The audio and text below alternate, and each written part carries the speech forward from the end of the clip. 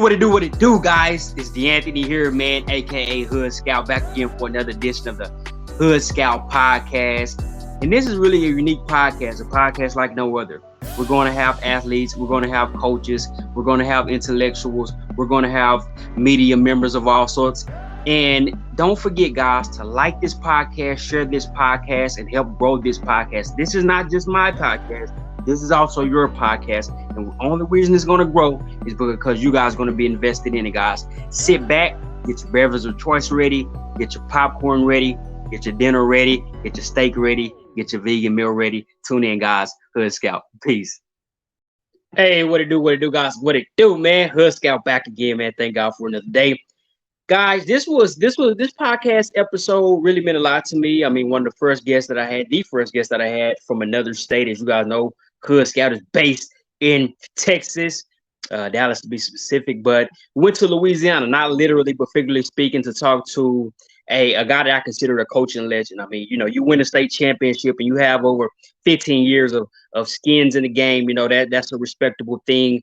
And it was very intriguing. I will say that because we're talking culture, Louisiana, New Orleans, you're talking great food, you're talking great people, you're talking hospitality, you're talking all of those things combined into sports. So we combined all that, man. We talk food, we talk culture, we talk winning, and just shout out to Coach Valdez for building a great team down there, man. You're talking about St. James, sending players to the next level from D1 all the way to HBCUs, guys. So sit back, really sit back. Really, I want you to do one thing with this one, guys. Make sure you share this one because other people need to hear this one. This is a coach that is an HBCU alum, came out of Southern, played against the greats like Steve McNair, rest in peace. So, guys, this is a very sentimental one, man. And this one I really want the people to share. And it's going to be a fun one, man. So sit back, take care, man, and support the show. Hood Scout, sign it out. Peace.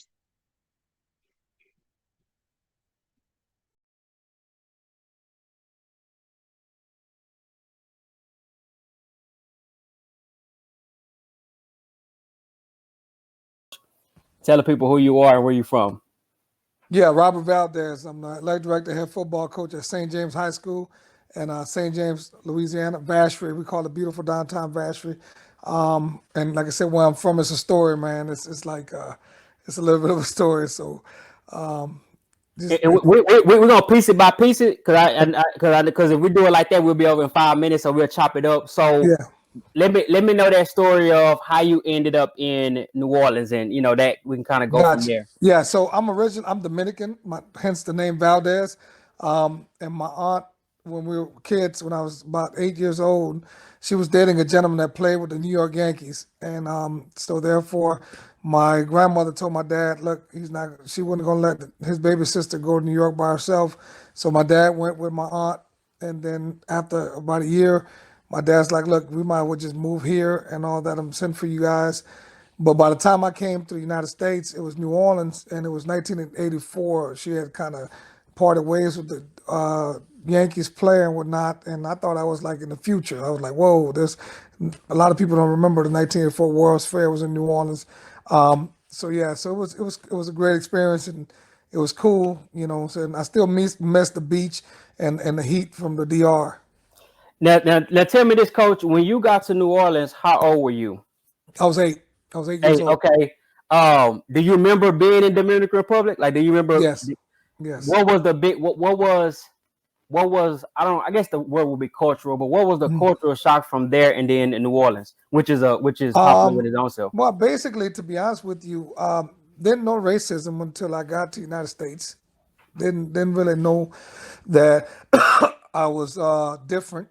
Or that we were, when I was in the Dominican Republic, I went to private schools. My parents had us in private schools, getting private education. But I mean, we had all the colors. We had the lights, the darks, the in betweens, but didn't really know that. And you kind of learn that, and because it was so much to learn. It was so much to learn. It was so much. Where you grew up at. Like I said, I grew up in Algiers, in the hood. Like I said, I grew up in the hood. And so it became a little bit of a culture shock, a little bit, just to kind of, fit in. And then, just was one of them things that, well, I look black, you know what I'm saying? I live in the hood, so therefore it was identified for me, you know what I'm saying? So, and, and just, even to this day, you try to treat everybody as an individual, not try to pigeonhole them in just a certain belief or anything like that. But I'm blessed that to have had that experience coming in. What is, and we're gonna lead up, like I said, so we're gonna talk for quite a bit. But what is for an outsider? What is that New Orleans culture like? What kind of, how would you encapsulate that culture of New Orleans? Man, it's like, I tell you what, it's I wouldn't have it any other way. It is, when you kind of grow up in New Orleans, man, it's like, it's you love hard, you know what I'm Mm-hmm. saying? You party hard, you play hard. Everybody, you basically, it's like family. Everybody's basically, until you cross somebody. Now, when you Mm-hmm. cross somebody, it takes us about 2 or 3 weeks to get over it. You Yeah. know, but and the respect that people have, and in New Orleans, you better tell somebody good morning when you walk past them. Okay. If you don't, if you Yeah. don't, that's a problem. You know what I'm saying? So, yeah, you have to greet people, and there's a lot of pride. There's a lot of pride in the city, and it just exudes. And then, we, like I said, love hard. Like I said, what my man Eli Apple's getting the business now because he Yeah. picked on the wrong city, and Yeah. all of us are giving it to him, and Yeah. we have no mercy. When you mess with us, and Hey, I can feel that. I can feel that. yeah, Well, let me ask you this, Coach. yeah. What's some of your favorite food, man? I know y'all world famous for Oh y'all cuisine, man, man. dude, it's What you like, be picking up, man? man, it's like, I love the doggone charbroiled oysters. Okay, charbroiled oysters. I like Yes, them fried. I like fried oysters. I haven't I like had them fried charbroiled. too. I like them fried too. But man, if you got a couple of spots, you charboil those things with the garlic, with the butter, with the lemon and all that on Uh there. huh. Oh That's man, good to eat. yes, that's good eating right there, man. That's good eating. A dozen, listen, a dozen ain't enough. I'm Yeah. telling you. Yeah. Um, and then, everything else, like, I like the oyster po' boys, but my favorite po' boy would be what we call half and half, a shrimp and catfish po' boy. Oh, that sounds good. I heard, and Yeah, I heard the special thing with po' boys down there is the bread. it's The the bread bread. separates It's the it. bread. So You that's better, true.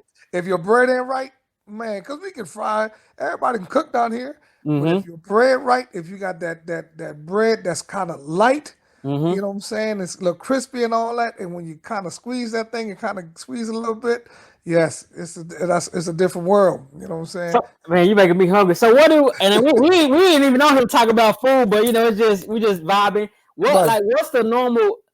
This gonna sound funny, Coach, but like, how do y'all eat day to day? Is it like everybody else do y'all day to day No, we food? have we have our selected days, man. On Mondays Okay. it's red beans and rice, man. Everybody knows on Mondays you're gonna get some red beans and rice. Even the school cafeteria cooks red beans and rice on Mondays. Wow. You know what Okay. I'm saying? I heard that story before. I didn't know it was still like that though. Man, It's that's yeah, fascinating. it's still like that. It's still like that, And then after that, you know what I'm saying? It's just it becomes a free for all, man. So you're gonna throw in some catfish, some fried catfish up in there. You probably gonna, like right now, everybody's got some gumbo in the freezer, and just Okay. just come out, heat that thing up, and eat some gumbo, and you know, some crawfish etouffee and some shrimp fettuccine and all that. Like, Ooh, you know, hey.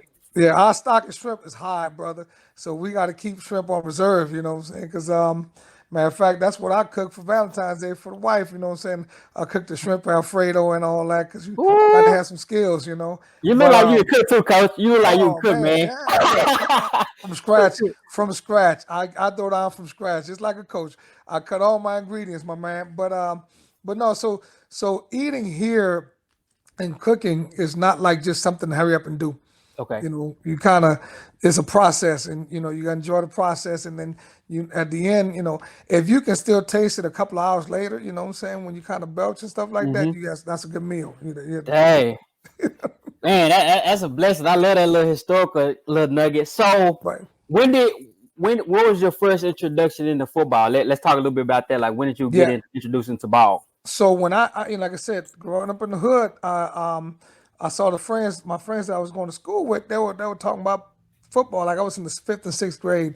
They were talking about playing football, and our team was the Berman Green Machine. That's a little neighborhood team that we had and all that. But I was so big that I couldn't make the weight. So Okay. it was like there was had the 110-pound team, and back then it was all by weight. Like you Yeah. said, 100 with the 110 and the 120, and so therefore I couldn't make the 120 team. So man, they had me running around with bags on and all that. So I was big, and so I couldn't. So the coaches was like, "Listen, man, don't worry about it. When you get to junior high, there's no weight limit in junior high." So when I went to Carr, everybody knows Carr, but Carr was just exclusively a junior high, 7th through 9th. Now, So was this the 80s coach or 70s? this was 80s. This was 87, 87, 88, 89 were my junior high years. Okay. So in late 80s. So yeah, I went there, and like I said, being Dominican, my parents didn't want me to play football, so I had to sneak. I snuck to play football, so I would tell my parents that I had to stay after school for tutoring and stuff like that. And I did, like, when I was managing the checkbooks and the finances at my house at 12 years old. Oh, wow. So I wrote the checks, I paid all the bills, I did all the stuff. So I signed all the parental permission slips for me to play. That's funny right there. So Dang. I did all the paperwork, and my parents didn't know until I think I got banged up a little bit, and I had to tell my mom that I had banged up, and I had to sit down and say, "Mom, like, I love this. Like, I really love this." The coaches told me that this is the only sport I could do where I could legally beat somebody up and not go to jail. You know what I'm saying? So, and then they became cool with it. They became cool with it, and they were very, very supportive of it. And but like I said, I had great upbringing with my junior high coaches, and we won a lot of games. Coach, what was some names of some teams or schools back then? Or are those same teams and schools still present today? No, man, I tell you, it's not. We had a lot of tradition in New Orleans, and it was basically, to be honest with you, the middle school you went to, almost dictated what high school you were going to. Okay. So we would have some battles with the Gregory Gators, and the Gregory Gators, their guys mostly went to St. Aug. Okay. St. Augustine. St. Augustine. Okay. Most of those guys went to St. Augustine. We would have some Bell, like a lot of these junior highs.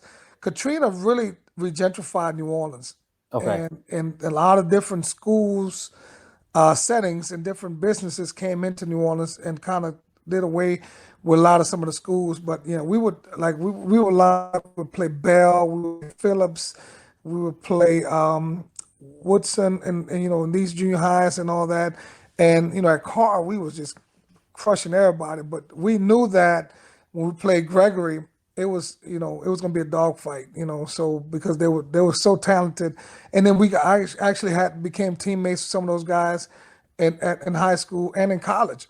Because that used to be real good football in the New Orleans scene. And like I said, I don't know if they still have that with those schools and all that, but it was wonderful. Now, what part of town was that on? Because I know New Orleans, y'all got different wards and stuff Right, like right. that. So so we were at Carr. We were on the West Bank, and we 15th Ward. Okay. It's funny because we call it 1.5. I used to be like, how you cut 15 to 1.5? But it's okay. We're not gonna go there. Yeah. Right. So, yeah, you had schools in the 3rd Ward. You had schools uptown. You had there was different wards in different neighborhoods, of course, and that represented good football. And then, but now we still have the parks and playgrounds where the rec teams that are very good, like the Horrell and the Gorettis. These are parks that a lot of the top players in the city, you played at one of those parks. You played for one of those teams and whatnot. So yeah, we had a really, really good territorial programs. And so, on the West Bank of the Mississippi and New Orleans, in the West Bank, you went to Carr, then everybody was tapping in the car. Like, the St. Augustine's was tapping in the car. My buddy, who's the head coach at Destrehan High School, went to Jesuit High School. We had guys going to St. Augustine. We had guys going pretty much to Shaw High School. But for me, it made sense to go to Walker because, like I said, it was right there for me.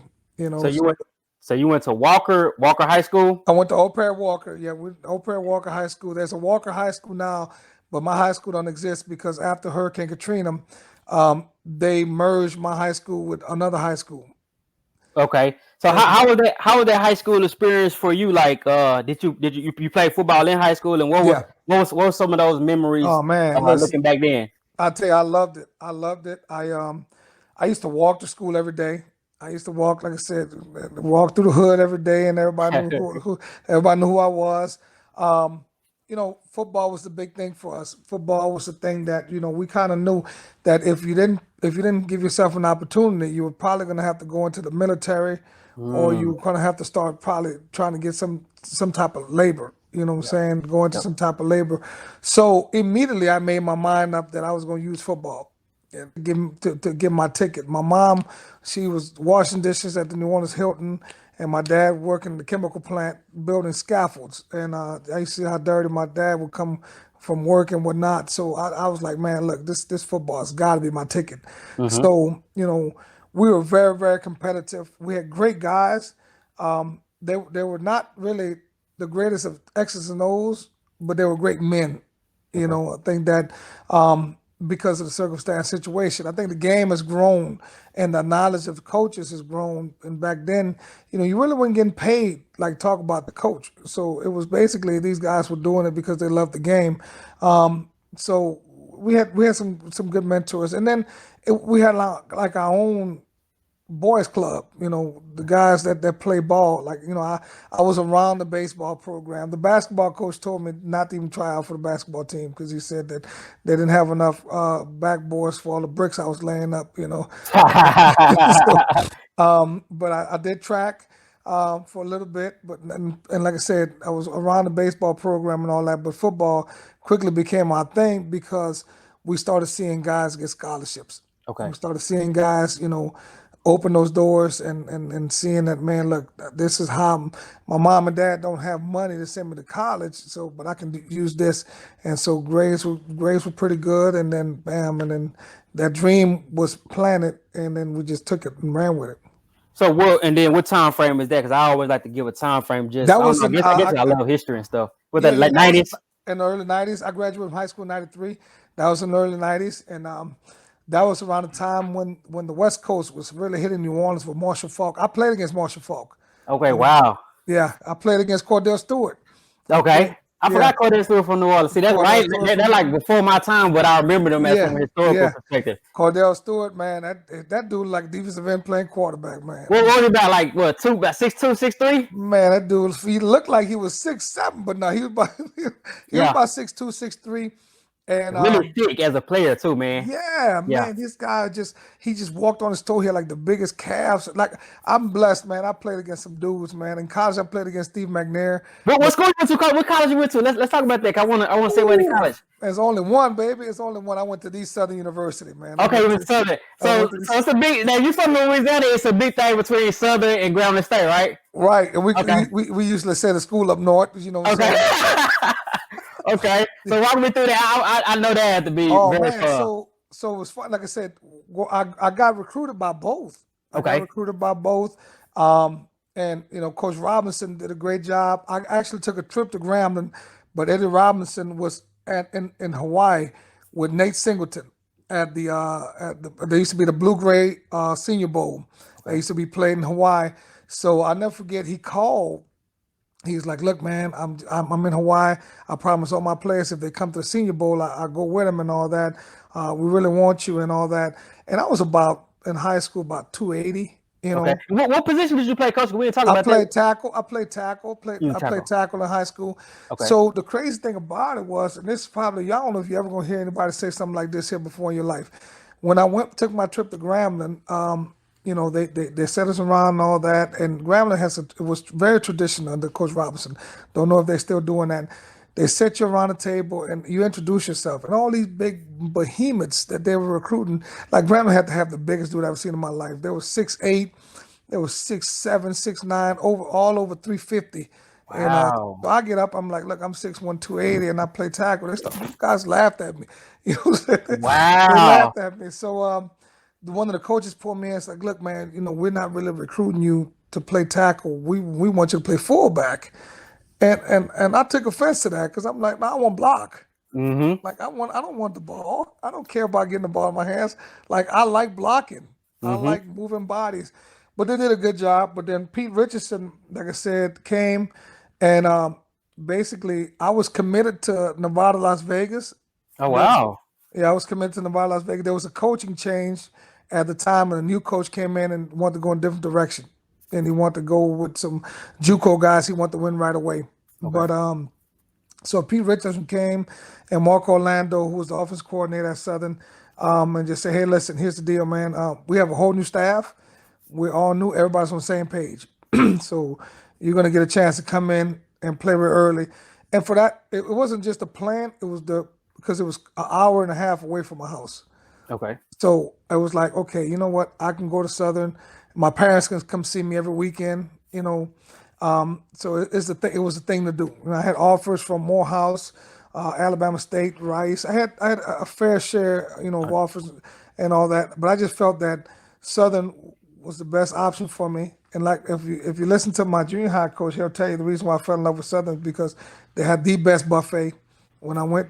And then I didn't see one bad looking girl, and That's what I thought you were about to say. That's what I thought you were about to say. I ended up marrying one of those pretty girls, saying became my wife. But They yeah, smart. no. Them Louisiana, and I ain't just trying to be funny. Them Louisiana girls are very smart, man. They're very Oh smart yeah. women. Oh Yep. man, listen, I know. Like I tell Yeah. you, I tell guys, I said, I was at Southern. I was supposed to be there for 4 years, but I messed around one of those years, and I had to extend my stay. But Yeah. but I didn't. I saw a different beautiful female every day in 5 years that I was. I know you did. Those Louisiana women are. I mean, they're so beautiful, man. They're Yeah, so smart. yeah, My young lady I talked to, she was actually from New Orleans. She's a doctor, so they're very very yeah. intelligent. And trust me.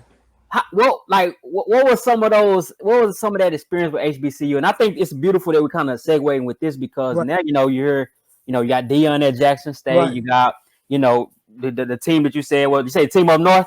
The team up Well, north, now yeah, call you the got the team up team up north. north And got Hugh. I got some good buddies up there coaching now with the coaching change. Yeah, so you got Hugh Jackson. Yeah. So I'm saying all that to say, what was the culture like back then? Oh man, From a standpoint of being at a historically black college and university. I'll tell you, man, it is it's hard to explain, but again, that's another experience that you wouldn't trade in for the world because it was more real life lessons of what's being taught. Understand the faculty got to know you as a person, not a Mm-hmm. student number. Mm-hmm. And then you just felt like it was just one big, like gathering all the time. It was like one big family get together Mm-hmm. all the time. And then, of course, we didn't have the technology, we didn't have all the resources, but man, we didn't worry about that because the relationships that we built with our alumni, it was unbelievable. And then the pride when, we didn't fly, we caught buses everywhere. We Okay. caught buses everywhere and long bus rides. So, when we would go, and I love what Dion is doing, but I have to let people educate people. When we played Jackson State, it was 30,000 people in the stadium in pregame. Yeah, and that they see that. I don't know if people know that, and I didn't know until I read it, but they're actually known for that kind of support, if I'm not Yes, mistaken, right? Yeah. yes. So everybody knows the Bayou Classic, Southern Grambling, but a lot of people don't know that Southern and Jackson State are fierce rivals. Okay. Wow. We're fierce rivals, and so we would load up Memorial Stadium in Jack State with 55,000 people like nothing when we would go. I mean, and you would not the feeling coming out the locker room in pregame and seeing a full stadium and the energy, Yeah. and it was like that. It was like that going to Alcorn. I mean, Alcorn, them suckers are barbecuing 5 yards past the goalpost. Wow. You know, Yeah, that's beautiful. So- Now, what was Alcorn at, Coach? Alcorn is in Norman, Mississippi. Okay. It's basically southwest, a little bit southwest Mississippi, but So that's where Steve McNair was, wasn't it? that's where he went to Yeah. school, man. I Yeah. tell you, and I tell people all the time, Steve McNair is the prettiest football player I ever played in my life. Like, this guy didn't look like he was human. He didn't look like he was human. It looked like his pants were painted on, Uh-huh. I mean, I never seen nobody to this day wear football pants that fit like his, you know. Yeah. And then the guy used to have bells. He would have bells on his shoes.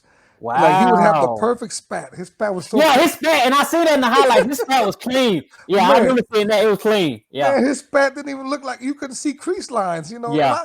I was on the offensive side, so I got a chance to stand on the sideline and just look at this dude like in awe, like, wow, you know. Hmm. But he would have bells, and you would hear the little bells clinging as he was moving.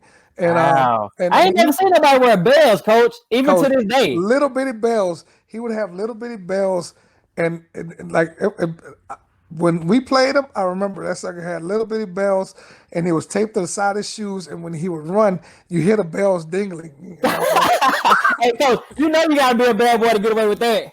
Coach, this dude can make throws that was impossible. He would be lining up at 10 yards and roping a speed out to the opposite side of the field. Like it was just Wow. to watch him, it was like, so you played those people, and then of course we always played in Atlanta. We played these classics. So getting on the road to play in Atlanta, we played in Indianapolis. Before I got there, we played in California and whatnot. I wasn't on that team. That was the year before I got to Southern. But I mean, so it was a situation where, a lot of people we weren't getting the media attention at the time that they're getting now.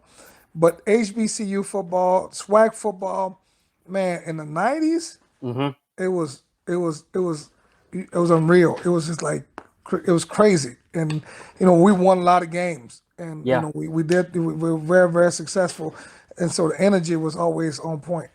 Yeah, and that's beautiful, man. As a '90s kid, I remember HBCU from Grambling playing on NBC, Right. and then you had I want to say BET showed games in the, Right, a in the couple of early 2000s. They had that era, which Right. I don't know why they went away from that, but that's sad that a lot of kids after me didn't grow up even seeing that Right. experience and culture, which I think it is going to come back, but. That's just one of them things that is unfortunate. Oh, man. So when you get out of school, were you gonna say something, Coach? No, I'm just saying, because that whole spirit, that whole culture, it didn't matter where you were. Yeah. I mean, it was unreal. I mean, Yeah. and all the schools had their own alumni base, and they had their own following. Like you could talk about all of them. You could talk about Texas Southern. You could talk about Prairie View. Like when we were playing, Prairie View was just basically not good. Okay. My sister went to Prairie View, so we went to HBCUs, and so but it was just the show. It was just the show, the band, the dancers, the everything. We bring everything, and it's like, so when you play Southern, you play in the whole Jaguar Nation. You play, old ladies are gonna let you know about yourself. And they got it, man, Coach. Even like the people your age, especially, or even a little older, they have so much pride in those memories. They got the jackets. They got the. Oh, yeah. It's a lot of pride in that, man. Yeah. Oh yeah. We got all the gear now. We geared up now. Yeah, what I'm man. saying? And we knew where to find it too. Yeah. Man, that's amazing. I know when Grambling come down here to play Prairie View in South Dallas, Yeah. at the Cotton Bowl, for people who don't know, say South Dallas. That's real big. That's real big down here. So, Oh yeah. wow, that's good. So when you get out of that HBCU, wonderful experience. What was that next step for you as a young man, or did you know at that time? Well, like I said, I had a plan. I even to this day, I still figure like I still plan, but you always got to be able to be ready for when the plan. So I graduated in broadcast journalism because I felt that I was going to go to NFL. I was going to play a couple of years in NFL and then work at ESPN. Okay. That was, like I said, that was my plan. But after a couple of knee injuries, that didn't help out with getting into the NFL and all that whatnot. So how many? Let me stop real quick, Coach. How many HBCU guys were getting that opportunity to go to the league back then? See, we had chances, but it was not as open as it is today. Okay. So at Southern's Pro Day, when I was playing, you didn't have all NFL teams show up. Oh, okay. And it was always scheduled around LSU's Pro Day. So let's say if LSU has a pro day in the morning, then we'll do ours in the evening, or maybe the next day or so like that. And, we had your fair share of talent, but it was mostly, to be honest with you, it was mostly some of our strength coaches and some of the coaches making contacts with people and say, hey, man, look, come check these guys out. Mm-hmm. Come check these guys out. And I'm never forget, Coach Billy Long was very influential because he was doing summer internships with the LA Rams. And so a couple of our guys got some chances to go to the camps with the Rams and different things and whatnot. So, but we had opportunities, but you had to be perfect. You had to Yeah. be perfect. You had to be perfect height, size, weight. You had to run the perfect 40 time. Your shuttle runs and everything that you were assessed on had to be perfect, just to get a basic free agent opportunity. You know what I'm Yeah. saying? Because we weren't getting too many draft choices and whatnot. You know what I'm saying? I say it like this. Basically, it was getting us for cheap. You know, Yeah. and there's a lot of good football players that they were getting for cheap, and now hopefully that trend kind of changes because of the attention and like I said, there's a lot of great football players, you know, a lot of 5 stars, you don't know what kind of support system they have to get those 5 stars. Being a high school coach, you get a kid and you get parents that are really committed, dedicated, and taking these kids to camps and they're developing camps. And a lot of the people that are ranking these kids are analysts Yeah. or reporters and stuff like that. So, if you get on that circuit, if you get on that circuit, then of course you're going to recognize. But then you got this kid that may not have that type of resources, but he's just as good. Ends up going to HBCU and be like, whoa, where Yeah. this kid come from? Yeah. This kid's awesome. He probably could have been a 5 star too. He just didn't have those opportunities. So so going back to the question you asked, after playing, I was working in the TV industry and in the news station department, and then Well, Coach what Kim, station was it? Channel 9 and WAFB Channel 9 in Baton Rouge. Okay. Got to give my people a shout out, man. Yeah. Dude, that was rougher than playing football. Like my first year, they gave me the whole Ricker treatment. I had to operate. Wow. I had to operate the Christmas, the Thanksgiving, and Christmas news shows by myself. Dang, coach, they threw you in the fire. Man, the fire! I'm gonna tell you, I wanted to just jump off the bridge because it was running. We had cameras. We had these big robotic-looking cameras that we had to move around, and it was like 30 minutes. You would not know how intense those 30 minutes could be. I mean, you just like, but It's funny you said that. One of my mentors was a long time news guy for WFAA, which is that's huge down here in Dallas. Channel, right, they call it Channel A, but it's ABC. right. And so he took me around some of that news industry. So I can only imagine, Coach. I can only imagine how it was. A lot of people don't know it if they're not in it. No, man, it is intense. They Mm-hmm. see the product on TV, they don't know what's happening behind the scenes. It is intense. But I always wanted to coach, and so Coach Gerald Kimball, he used to be a former head coach at Southern, but he was still on campus, and he was the head coach at Southern University Lab School, which is the laboratory school on campus at Southern. He was like, "Hey, man, would you mind coming over and helping?" I'm like, "Okay, sure." I had a little time, so I started kind of helping out, and I was like, "Man, wait, they get paid for this? Like, Mm-hmm. really?" And so that's when I found the love of coaching was parallel to the love of playing. Okay. And so I tell people I made $250 the whole year. Wow. And how old were you then, Coach? About 23, I 24? was about 22, 23. I just finished playing football, and this was in 99, Okay. 98, around 99, 98. When I went there and I was helping out with Coach Marcus Spears, man. Marcus Spears was one of my guys, man, that was on the team at Southern Lab. And it's funny because we didn't get along at first because he wanted to play tight end, but I told him I needed him at offensive tackle. So hold on. Marcus Spears played for you? Marcus Spears played for me when I was at Southern Lab. I was his position coach. Then When what's he was Southern Lab, Coach? Southern Laboratory High School is right there on Southern's campus. Okay. I didn't know that. I didn't know. I'm a Texas boy, man. So No, you good. You got to school me on everything. It's good. You're right. It's right there on Southern's campus, and I mean this kid was probably the most talented. I seen this kid in a game score a touchdown every humanly way possible. Dang, I believe that too. I can believe that. He caught a touchdown pass. He ran a touchdown pass. He picked off a touchdown. He tipped the ball, picked it off, ran a touchdown. And then the quarterback got hurt. We put him at quarterback, and right before the half, he took it for 60 yards because nobody want to tackle his big butt. Yeah, He was huge. played basketball. I mean, was just as good as a basketball player and whatnot. But yeah, so we had a senior tight end when he was a sophomore, and they want to go with the senior tight end at tight end, and so like, look, I need you to play tackle. You know, we're gonna need you to play tackle. But we bought an extra jersey. We bought an extra jersey for him, and at the end of the game, when it got tight, you know, I told the coach, I said, look, I know one guy that can make this play. We're gonna have to switch his jersey. He said, well, they're like, we don't want to go with the senior. I'm like, no, I'll say we go with this one because he's trying to make sure that he lets y'all know he can play tight end. So I don't think he played tackle anymore after that because he caught the game-winning touchdown pass. You know, Wow. they didn't expect, but I mean, he had a great career, and I'm just so proud of him with the work and what he's doing now. You know, especially what he's doing at ESPN. And he's never been one. He always tells how it is, and I'm telling him all the time, you know, and I appreciate and love that. But it was good. I had him for I think a year because my wife now was my girlfriend, became pregnant, and then moved back to New Orleans to coach at my alma mater, Old Perry Walker High School. Coached there for a year, and then one of my teammates, Sean Preston, asked me to come work for him at Thibodeau, and that's in a small town outside of New Orleans. How far is that from New Orleans, Coach? I love these little history nuances. I don't want you to think I'm just asking the carry conversation.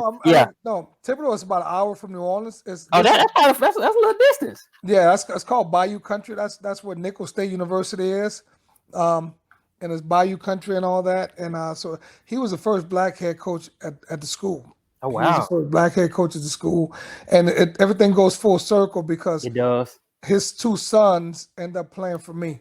Yeah, and I'm gonna get to that. I'm gonna get to that. Yep. Yeah.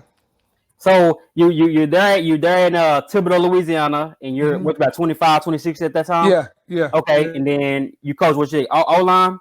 Offensive line guy. Like I said, I always felt that was like a house. You got to put a solid foundation. Yeah. So I coached the O-line, and so I was coaching the offensive line there, and then we actually got fired.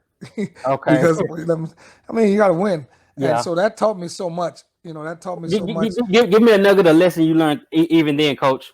Well, I think that, you know, just like everything else, if you have any pride, when you get fired, you're going to do two things. You're either going to loathe or you're going to get better. You know what I'm saying? So I wasn't the head coach. I was just a position coach. So I was like, man, you know, if we got fired, you know, because we weren't winning enough, and I need to improve my craft. Yeah.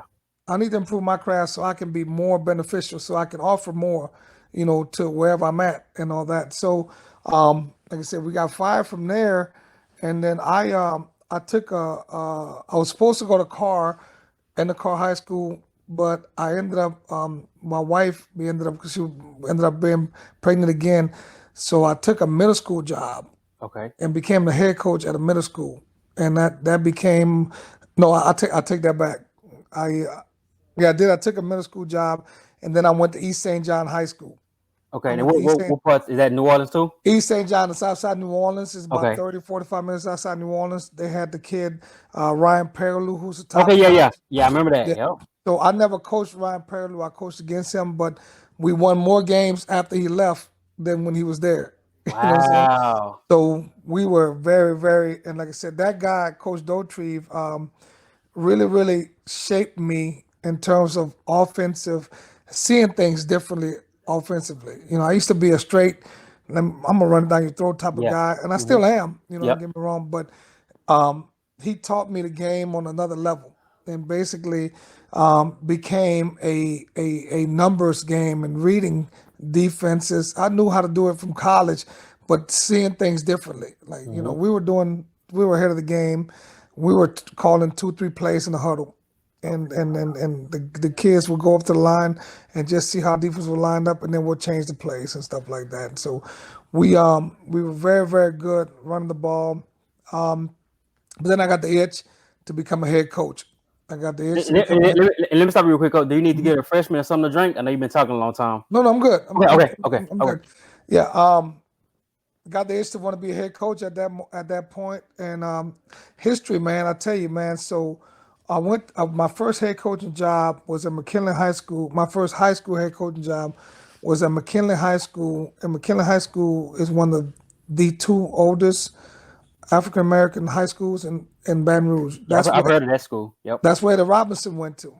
Oh wow. So Eddie Robinson went to McKinley High School, and it was a great opportunity because when I got to McKinley High School, it was my first high school head coaching job, and they didn't have success. They Okay. hadn't had a lot of success. So my 1 year there, we went 4-6, but my senior class, that's the most games they've won the whole time. And we actually played for a share of the district championship. We lost in double overtime. And I tell people all the time, there's two extremes. If you win plenty or you lose plenty. So if you win plenty, some people want to know what it is that you're doing. So True. I was offered the opportunity to come back to the river, West St. John High School, which is about 45 minutes outside New Orleans on the west bank of the Mississippi River. And they offered me athletic director, head football coach there. And so there really started kind of developing more and more into head coach. Was there for 7 years. In the last 5 years, we went to the state semifinals or the state championship. And let me say this for everybody listening, whoever gonna listen to this. I appreciate Coach Louisiana football. I want to get down there to catch a game because I haven't, but I put you guys, Texas get a lot of fanfare, Right, Florida get a lot of fanfare, right, Cali get a lot of fanfare. But I mean, I put you guys right in the mix with Georgia, right in the mix with Florida, and you got I think Alabama, they play decent football. right. But y'all got a decent football culture to me that y'all have some good talent down there Yeah, that I yeah. think, I just gotta say that to give you guys y'all respect. Like Louisiana got some boys. We what's happened in Louisiana. I really believe we've always had great talent. Mm-hmm. But I think that what's happened is that you have areas that have resources. Like the river parishes, if you tell anybody the river parishes, there's a lot of tradition out here. Okay. There's a lot of tradition. And for years, Ed Reed went to Destrehan High School. So and then okay, and now to go back. Now when we talk about like Destrehan, is that inside the city or outside? That's outside the city. Okay. That's outside the Okay. city. So that's what I'm saying. Schools like Destrehan High School, all the way to where LaRon Landry, Jarvis Landry went to Lutcher High School. This corridor here is called the River Parish. Okay. So these are communities that are right off the river, Wow. right off the river on the way between New Orleans and Baton Rouge. Okay. So mostly you only have in the school district maybe one or two schools. So, and in New Orleans, there's a ton of talent. So what started happening was that the River Parish schools had a lot more resources because it was like basically, I'm saying 2 schools per school district because you always had one on the East Bank and one on the West Bank. And New Orleans, didn't have the resource, but when the resources and the coaching, caught up to New Orleans just went on a boom. It Wow. just Okay. blew up. It just totally blew up. What era, Coach? What era did that change start? Was that the late 90s, 2000s, or was that more recent in the past couple decades? You had great talent, but it was like not spread out. You know what I'm saying? Mhm. You had the Shaw High Schools with the Mickey Josephs and the Joseph brothers when they were at Shaw High Schools. St. Augustine had their talent. You had the John Curtis's always had their talent. So what they had, what they were bringing to the table. But then around the 90s, around the early 90s and stuff like that, and after mid 90s, you started seeing how all these other programs, the parity started coming in. The Carr High School started coming in. Old Prairie Walker was always very good, but we were never able to surpass the Curtis and the St. Augs and people like that. But when Old Prairie Walker played John Curtis in the state championship, well, Old Prairie Walker beat John Curtis in the regular season for the district championship and then played him and should have beaten him in the state championship, that's when it turned. Oh wow. That's when you had a public school show that we can play and beat the big private schools. Let me ask you this, Coach. Those private schools now. Is Louisiana more so known for Catholic schools or just private schools, or do those intertwine? Well, it used to be intertwined because they were in the same division. Okay. Now you have what we call select and non-select. So the private schools are in the select division and the public schools are on the non-select, which means basically you select if you have any type of admission, selective admission, you consider a private school. If you're Mm. non-select, then you're public school. So, so there's been, and that's the big debate here in Louisiana, because some people wanted to bring it back together, and some people like, no, we kind of need to leave it separate. But where we are right now, I just think that the coaching, the resources, and opportunities have really, really enhanced the quality of play. Hence, that's why you have to have every Power Five comes to New Orleans. It comes Yeah. to Louisiana because they trying to find them dudes. Yeah, they are. They're And trying to find them dudes. everybody trying to get that inroads into that Yeah. area. So you was at the school you were saying for 7 years, and then you leave. What made you leave there? Well, I got an opportunity. Basically, I don't do me and my big boss, not the principal. We didn't see eye to eye, so Okay. I just felt that I didn't have enough weapons to fight. I didn't have enough weapons to fight the big boss and whatnot. So I was offered an opportunity at Scholarville High School, which is like literally 5 minutes from Southern's campus.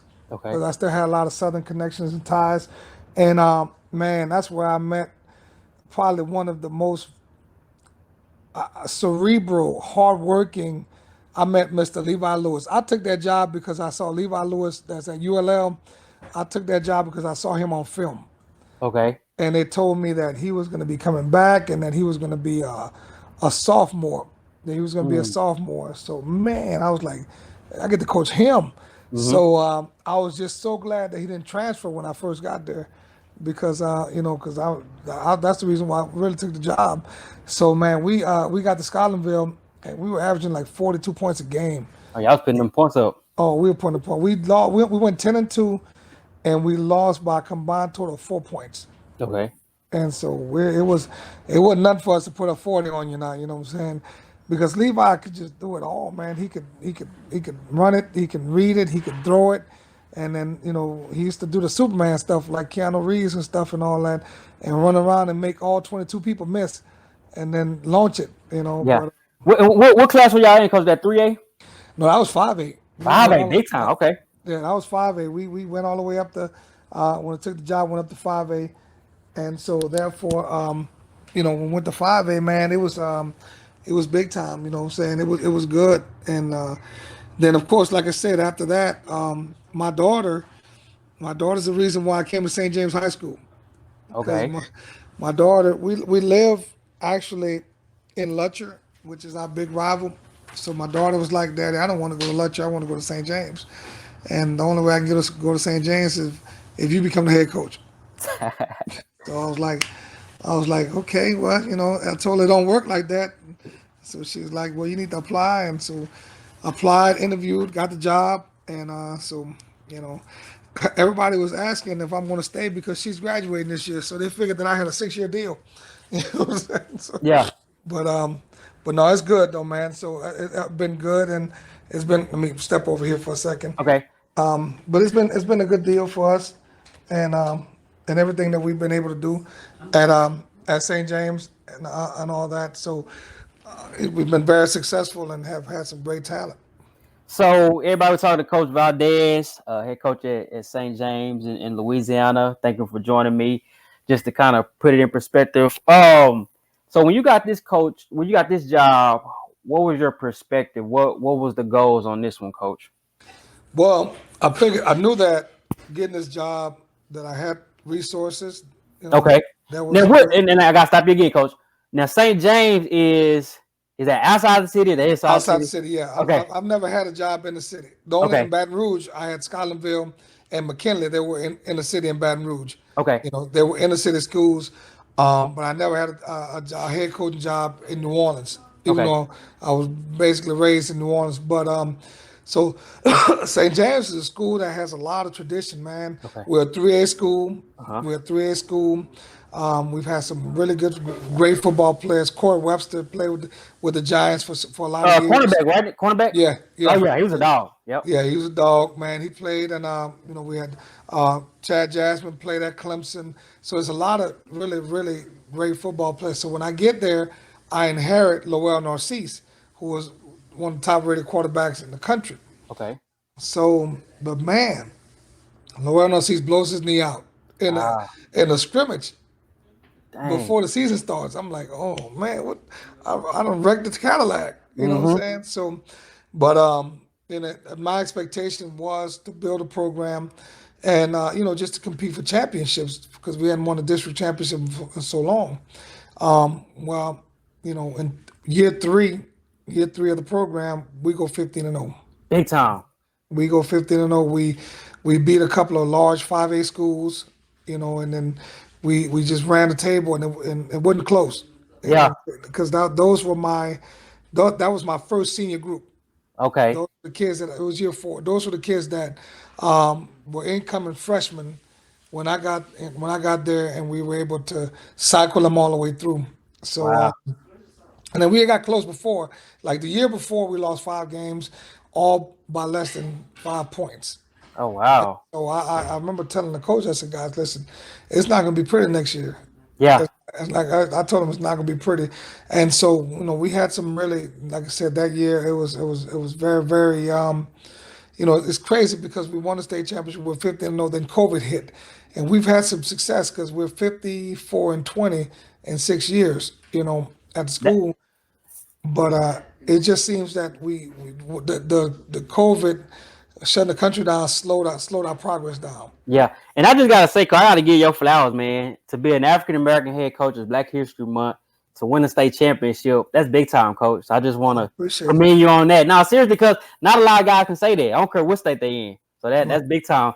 What's the key ingredient, coach, especially for a new coach that may listen? Like, what's the key ingredient to like building a culture that you want to build? I think that you have to identify what it is that you want. Okay. You know what I'm saying? Do and then you gotta believe in it, and you gotta stay with it, because everybody, be a young coach, everybody's gonna try to tell you what to do. I just have one of my coaches. The biggest compliment is when you have coaches on your staff become other head coaches. Yeah. So one of my coaches just got a head coaching job at a big 5A school. Oh wow, that's good, coach. Right, and what I tell him is, I put your stamp on it. And the reason why I say that is because if I don't know the layout of your house, if I broke into your house and all the lights was off, I'll stumble through it. Mm-hmm. You know what I'm saying? But you can walk in your house in the dark and know where everything is. Mm-hmm. You see what I'm saying? Yep. So therefore, you have to be able to instill your own values, your own plan, and you just got to get to work. The communication comes in as to how genuine you are. So if kids will give you every opportunity to believe in you until you mess it up. Yeah. Until you mess it up, you know what I'm saying? So they have to know, no matter how hard they are, they have to know that you love them. They have to know that you care for them, and when they do, they'll go through a brick wall for you. You guys have got talent down there. And I'll come up on almost an hour, so I'm gonna let you go in just a second, coach. I got a few more questions. What do you notice, coach, when with guys who are talented or quote unquote the 4-star, 5-star? What is it about them that stand out? Is it talent or is it something else as well? Well, I mean, natural God-given ability has to take a lot of credit. Okay, that's first. But the difference between those guys is the work ethic. It's the work that they do when no one's watching. Okay. It's the extra sessions. Like I said, I got to give credit to Shaz Preston, my kid just down with Alabama. But people see the games, but people don't see the work he puts in. Okay. They're not seeing. I mean, this kid comes get at practice. He goes and works out with speed coaches. He's working out with different people. He did 7-on-7 all year. You know what I'm saying? And just was a sponge of the game. And those guys, they're gonna give it to you. Yeah. They're gonna give it to you because they understand, they believe in you, and the qualities that those guys have. To be honest with you, if their character's intact, man, they just lead by example. Okay. They Yeah. lead by example. So Shaz was not one of the guys. We got a kid at Prairie View, Jason Dumas. That's one of our kids. That's killing the SWAC right now. He's like, they compared him to Aaron Donald and SWAC. Oh wow. Yeah, those guys like that, they're not. You're not going to hear much lip service. You're just going. Say his name again, coach. I'm gonna go look him up. Oh man, you type in Jason Dumas. Okay. On YouTube, and you're gonna be in for a treat, man. You know what I'm saying? Wow. He's one of our guys So yeah, so like I said, after they get past the God-given ability, it depends on the work ethic. Those 5-star, 4-star guys have a different work ethic. Okay. Who talk a little bit about some of your coaches. Give your name them, give them a shout out, coach. Some of your Oh staff. man, look, so I've been, like I said, with my guy, Coach Davis, Levanta Davis. We've been together for over 20 years. That's a blessing, man. Yeah, he was with me at West St. John, and then he was with me at Scotlandville. And then when I left Scotlandville, he became the head coach. Like for Hmm. 2 years, in 2 years, my man's only lost like maybe 2 games. Wow. So what I did, I offered him to come to St. James and be my assistant head coach. Hmm. And so he's my assistant head coach, and he runs my weight room. He oversees, he assists with my defense coordinator and all that. But this is a guy that, man, that's just, he's priceless. Okay. In terms of not only what he brings, but friendship, and it's like family. So Hmm. we know what to expect, and we have those guys. I got one of my guys that's at Grambling that used to be my office coordinator for years. He just became the running back coach. Chris Peters, Wow. he's a running back coach up there at Grambling. Burnell Taylor's my defense coordinator. Been knowing Burnell Taylor for a long time. Like I said, we have co-offense. I'm at the point right now where I've delegated, man. Yeah, and I've that I can respect that, coach. yeah. Yeah. Nah, so I have co-offensive coordinators. Herbert Washington, he's more open, Kansas City Chiefs type, you know what I'm saying? Hmm. And then Ron Barrel was more Big Ten, let's punch you in the mouth, you know what I'm saying? Yeah. So it's good to mesh them. Coach Jonathan Bauman is a guy that I coach in high school. So a lot of guys that these guys I coach in high school, he's my special teams coordinator. Austin Howard broke all the records at Southern University. He Wow. he coaches my receivers. Morel Bartholomew played for me, went to Nicholls State University. He coaches my receivers as well. Antoine Carter used to play at Ole Miss, transferred to Southern, coaches linebackers. And so got some great guys, man. Got some really, really good guys, and we challenge each other. So, going into that room and being able to manage that room ain't easy because these Yeah. guys got some experience and some egos and all that. But no, we put it all together and make it happen by Friday night. As like you're a veteran now, coach, and you kind of like almost a CEO, I assume. As a coach, how hands on are you? Like, walk me through that. Like, are you more hands on, like a suggestion, or you more so let the guys run it? And how does that go? Well, it's the crazy thing. Defensively, I don't even know what they call. Okay. So I'm an offensive. So if you came and watched us at St. James, you would not know I was a head coach because Okay. I stay in the corner with the linemen until they tell me it's time for inside runs or team. You know what I'm saying? Yeah. So I do give my offensive coaches more headaches Hmm. because to be honest with you, I want to run the ball. I want to be Yeah. physical with the run game. So I do kind of micromanage offense a little bit more. But when it comes to special teams, when it comes to defense, like I don't even pick the uniforms anymore. I got a guy that handles that. So I find out what the kids are going to wear when they find out. Hmm. It's the same. So I try as much as I can to delegate. Because I found that when you delegate, you give people ownership, and when you give them ownership, you're getting more out of it. Yeah. They're going to give you more. But like I said, but I just believe the way I coach football that you have to be solid at the line of scrimmage. And What? I'm sorry. Go ahead, coach. I believe that you have to be solid at the line of scrimmage. Yeah. So our offensive line and defensive line, have to be real solid because I think that we can make good athletes better athletes great. Who are some of your coaching peers as far as head coaches around the area or just in the state Yeah, period? yeah. Well, I talk a lot, to Brandon Brown. He's the head coach at East St. John High School now. Okay. I talk a lot with him. Like I said, Marcus Scott is a guy that I played high school ball with. That we sit down and we have good conversation. Frank Daggs, the head coach at McDonald 35, in New Orleans, inner city guy. We have a lot, and so I try to sit down and kind of share ideas with a lot of coaches and see some of the things that we're doing and what they're doing. We got some guys that I'm really close with. Like I said, the coach at Jennings High School in Jennings, Louisiana, we beat them in the state championship. And when we had the hurricane last year, they're the first one to step up. They actually let us borrow helmets. Wow. I remember seeing that story on I Yeah. think you put it on Twitter. That's a blessing, Yeah. man. Yep. So Coach Rusty Phelps and I have developed a real, great respect and admiration for each other. I lost to the gentleman at Church Point High School, Coach Arsenault. We lost 14-7. This was the year after going 15-0. We lost him 14-7 in the quarterfinals. And I got a lot of respect for him. We only had 27 plays, so he had a great game plan to keep our offense off the field. Mm-hmm. So yeah, I think that game recognizes game. Yeah, true. I think that these men that are doing it right are open to being able to have communication and sharing ideas. If your egos and if you're, I ain't got time to rock with you, man. Yeah. If you think that you're better than sliced bread or something like that. So, but if you have something that I can offer or that maybe you can offer, man, the door is wide open. I love that, coach, and we're gonna figure out to shut it down. How can people learn more about your program, coach? I'm on Twitter at Coach Rob Val. Like I said, Facebook. We have a lot of content, on YouTube. My kids and the biggest thing is we just want to make sure, like I tell my coaches, I tell them, let's give everybody something to talk about. Yeah. We are Battle School. We have an apparel contract with Battle. Oh wow. So everything like for football, uniforms, and all that. We have our own in-house Wildcat production team. Oh wow. We put out weekly hype videos.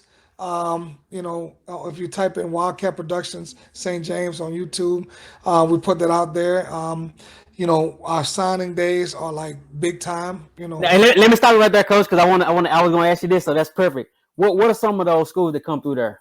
Some of those colleges come through there. Look, you can't come down here. It looks like a doggone coaching clinic down there. Talk about Bama. We talking about Power Fives, all of them, man. Yeah. We talking about Bama. We talking about Florida State, LSU. You name it. Michigan State, man. They coming through. You got to come down to beautiful downtown Vacherie, man. I'm gonna come down there. I think that's how we did. I sent you a message saying I want to come check y'all later, and I want to do that, man. Yeah, anytime, man, let me know. You get the VIP treatment, man. You come to a St. James game, just come hungry. I'm telling you. Man. We got the jambalaya. We got the fried chicken. We got the works, man. We got the works. That sounds good, man. I love that. Let's get ready to end with this, coach. I want to give me a definition on team and on unity, and we're in on that one. Well, the biggest thing about it is I think that that's something that we have to fix in society. Okay. Everybody understand it. So we have every week we have a word of the week for the team, and it's tied to the end by Thursday. It's tied to scripture, and so we have on our helmets, get after that, and then we have a hashtag, commitment, sacrifice, and brotherhood, all these different things, and then we break on that, and then on Thursday we elaborate that, tied to scripture and all that, and then everybody know on our doors when you walk into our building it says we are one. Mm-hmm. It says everybody is treated the same way. We are one. We all treated the same way, and everybody. I'm a football coach, but I think one of the most intricate sports that there is rowing. Mm. If you ever watch rowing, if one person is off, you can even see it in the ripples in the water. Wow, that's a nugget. You know what I'm saying? So everybody has to be rowing in the same direction in order for that to move forward. Mm-hmm. And then I tell the kids, I said, guys, you don't want to be that anchor, because if you're that anchor, the ship can't continue to go forward, because we got to keep dropping the anchor to wait for you. Mm-hmm. So I need you on board. If you're on board, if all of us are on board, man, this thing can go, and we can go wherever we want to. So, and I think that's going with teamwork, and then everybody has to understand their role. Yeah. You have to understand what you bring to the table. You know what I'm saying? The trash man is just as important as the CEO.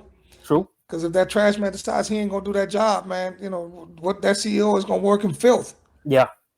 You know what I'm saying? So that CEO is important because he's got to pay that trash man to make sure he keeps his services. So therefore, they even off. Mm-hmm. And even I didn't mean cut you off, coach. I'm sorry about that. No, you good. You good. And I guess we can truly end on this one, man. I love the energy with this. Tell me, what advice would you give a young coach getting into the profession, coach? Man, just be patient. It's not going to happen overnight, because when a lot of young coaches come in and think that they got all the answers. Yeah. They got all the answers. They know it. They know, man. You have to understand that everything that we've done, somebody's done it before, and we stole it from somebody else. True. So nobody has the golden grail that has never been done before. So you have to be patient. You have to be, oriented and organized. Don't leave A to go to B until you've totally mastered A. Gotcha. That's good. You guys want to go straight to A to Z. Yep. And then you find that you're going to stump your feet and toes because you're going to so many problems that you weren't ready for. You're going to hit. Everybody wants to come in there. The first thing a young coach wants to do, order new uniforms. Yeah. But you blew your budget. Then you ain't get no weights. You didn't provide any resources. If your money's right, then yeah. But man, I got to see what my weight room looks like. I got to see what my shoulder pads look like, what my helmets look like. You know what I'm saying? I got to see what everything looks like inside that nobody knows. And then if that's right, then yeah, we'll go to that. You know what I'm saying? But everybody wants all the hype. They want all the smoke and all that. But you got to get the wick, and you got to get something to start that little smoke with. Let me ask you this. 'Cause I know I keep saying I'm gonna end with it, but I keep going. No, you good. Who are some of those younger guys on your team that are going to be some future leaders and guys to keep an eye on? Well, I mean, like I said, the guys, we just signed 3 guys, Shaz Preston, Alabama. Yeah, that's it. But that 22 class, right? Yeah, so the guys that's coming up right now, man, I'm really excited about the safety, Jaden Aubert. And we got all these names on it, but it's Jaden Aubert. He's a safety. He's a striker, man. Okay. He's a striker. He's going to make somebody pay. Like I said, we got a kid transferred in, Kai Prian, who's another big-time receiver. And we got Caden Williams. I compare him to Alvin Kamara. Yeah, oh man, he's nice, man. I'm telling you. Give me that name one more time, Coach. Caden Williams. Caden Williams. Okay. I got 2 comparisons that are going to trip you out. Kobe Brown is the second coming to Javonte Smart. What's my man with Alabama? That's with the Eagles right now. Smith. Devontae Smith. Devontae Smith. He's another Devontae Smith. Hold on, Coach. Let me put my phone out. I'm gonna have to look this up. You say Kobe? That his name Kobe? Kobe Brown. Kobe. Kobe Brown. It's another. It's almost the second coming of Devontae Smith. Kobe Brown. I got that. And then you said Caden Williams. When you watch Caden Williams, he gives off a lot of Alvin Kamara. Okay. Wow. Yeah. And then, like I said, don't worry. I'm gonna send you the links. Yeah. I'm gonna send it to you on Twitter and all that. But we got some guys. Jace Phillips is a lineman kid that has been. These are program kids. These kids have been in the program now for years. They know how to work. They put the work in. And like I said, I'm very, very excited to have them with me and all that. So I'll send you some links and all that on those guys. But I just get them guys to the game and I just sit down and watch them. Man, that's a blessing. Well, we're coming up on an hour, man. So we're an hour. Hood Scout talking to Coach Valdez out of Louisiana, man. Coach, I'm grateful. I'm thankful. I'm gonna tag you in all this stuff, man, and continue blessings to you and to your family and also to your team, Coach. Man, I appreciate it, man. Like I said on Twitter, I see you, man. I see your work and all that, man, and I appreciate the content, man. Yeah. So keep going, man. You know what I'm saying? When you blow up, don't forget about me now. Hey, man. Hey, keep God first, man. I would never forget about you. Stay home. That's what it is. But Coach, yes, you're a championship coach. I thank you. Man, I enjoyed this, Coach. Take care, man. Go eat some good Louisiana food, and we'll talk again in the future. All right, man. Be good, man. Thank you. Okay, take care. Peace. Yes, sir.